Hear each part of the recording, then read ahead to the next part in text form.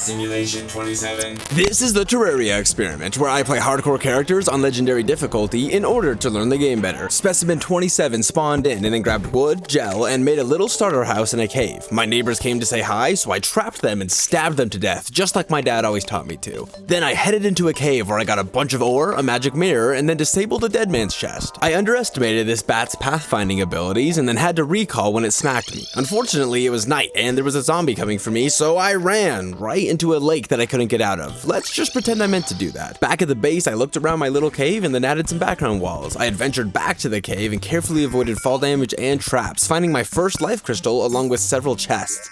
The looting continued and I set up some hoiks to take out some bats along with boxing a few up. A bit of mining later and I got impatient and thought I could take out a bat. I could not.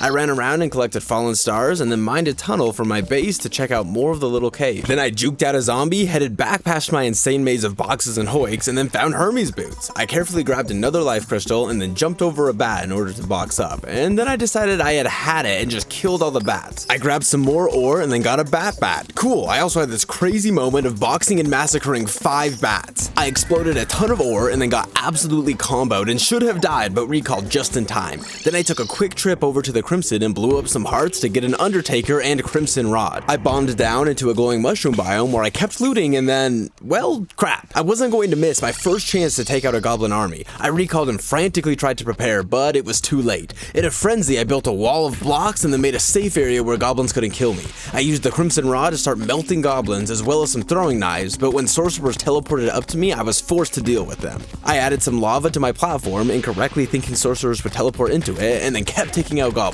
Those dang archers are insane. Then suddenly I got hit off and had to run back to my tower and grapple back up. Wait, where did all the goblins go? As I ran to the side, they had fallen into the lake. I threw some spiky balls in and then took out some more on the ground before heading back up.